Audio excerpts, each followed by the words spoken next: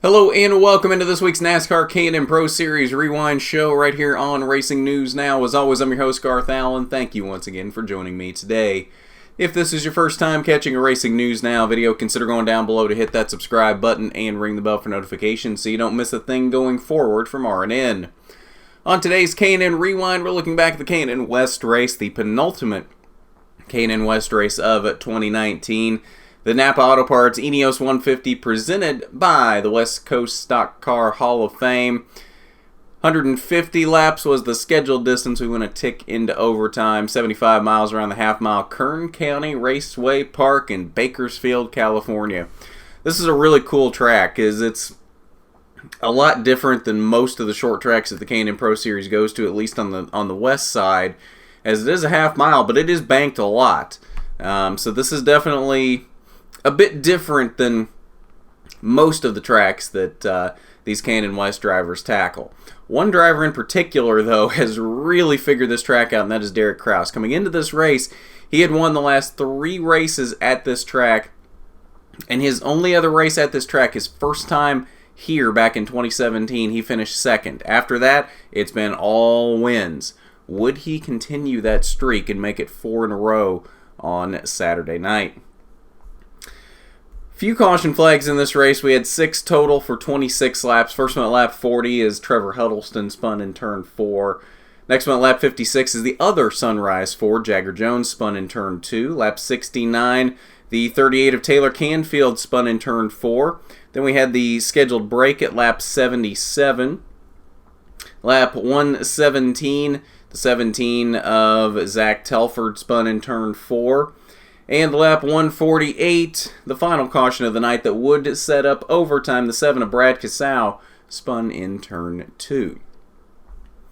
We only had one leader in this race. He led all 155 laps on his way to the victory. From the pole, it was Derek Kraus for his 4th straight K&N Pro Series West victory at Kern County Raceway Park. An absolutely dominating performance. No one could touch him in this race. I think Jagger Jones might have been the only one that maybe was even close to comparable with that 16 car at the end of the race. Jones had fought his way back here to the 2nd position, as you see at the finish of the race. And I think maybe if we'd had a few laps, he might have been able to keep up with Kraus. I'm not sure, because he had just finally gotten back to 2nd on that overtime restart, getting around Hailie Deegan for 2nd. I don't know. I don't know if Jones was comparable to Kraus or not, or if Kraus was still that much faster than Jagger Jones. I guess we'll never know. But still, a fantastic recovery for Jagger Jones after that spin on lap 56.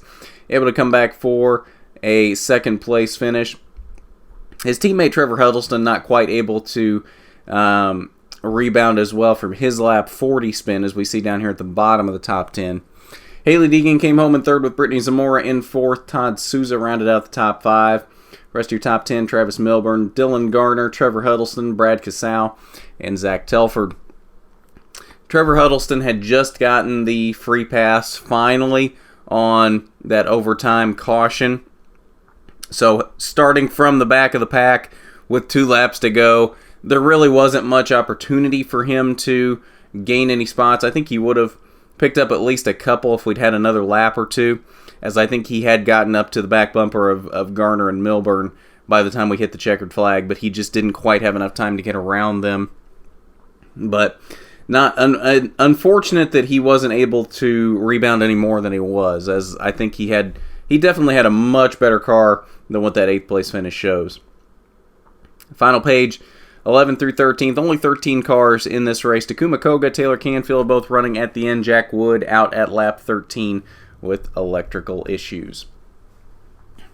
So that's your results from the NAPA ENEOS 150 presented by the West Coast Stock Car Hall of Fame. Derek Kraus interview coming up tomorrow evening. We've got that scheduled to record on Monday evening. So look for that later in the night on Monday. Not exactly sure what time it will actually go up, but that is scheduled for Monday evening. So keep an eye out for that tomorrow night. So let's take a look at the point standings. Heading into the final race of the season, ISM Raceway in Phoenix. Derek Kraus now holds a 47-point lead over Jagger Jones, and this championship is Derek Kraus's at this point. All he's got to do is start at Phoenix, and he's won the championship. And again, they say all he's got to do is start at Phoenix. I don't see us having a big enough car count at Phoenix that even if he didn't start the race, that he wouldn't win the championship. Let's look at the point spread in this race. Over 13 cars, first to last is a 17-point difference. Derek Kraus got 48 points for winning this race. Jack Wood in 13th got 31 points. It's not possible. You'd have to have a much, much bigger field than what we have had recently in the K&N Pro Series. And I'm not saying that's out of the realm of possibility, as this is a crossover weekend with Cup, Xfinity, and trucks. So there is a possibility we could have a few of those drivers dip down like we do at Sonoma. Not super likely, but we might have a couple names that we don't usually see in this race. I don't see there being enough to make it to where if Kraus didn't start the race for whatever reason, that he wouldn't still be the champion. So I think at this point, officially they're saying he has to start the race at Phoenix to win the championship. Realistically, I don't even think he has to start the race at Phoenix. I think we can go ahead and say Derek Kraus is your 2019 K&N Pro Series West champion. Still a good battle, though, for second here, as only 5 points separate Jagger Jones, Hailie Deegan, and Trevor Huddleston. Jagger Jones 47 points off the lead, Hailie Deegan another 4 markers back, and Huddleston 5 points behind Jones, his teammate. So really good battle there for second. And we've got a good battle for fifth as well. Brittany Zamora trying to hold off Todd Souza and hold down a top 5 position in points for the season. She's only 1 point up on Todd Souza for that 5th position. So that battle coming right down to the wire as well. So even though Derek Kraus is pretty much set with the championship at this point, we've still got a good battle for second, and we still got a good battle for 5th. Between some very competitive cars that if Derek Kraus hadn't been here this season, we'd have had a really good championship battle between Jagger Jones, Hailie Deegan, and Trevor Huddleston. It just worked out that Derek Kraus was fantastic this season. 5 wins this year.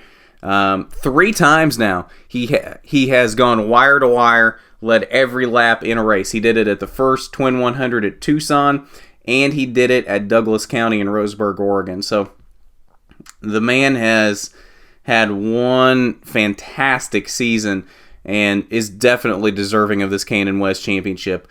All these other drivers, Jagger Jones, Hailie Deegan, Trevor Huddleston, Brittany Zamora, Todd Souza, they've all had good seasons, but nothing to the level of what Derek Kraus has had. He is far and above clearly your champion for this season in the K&N Pro Series West, and very deserving of it. Very fantastic season out of the driver of that Bill McAnally Racing 16 car.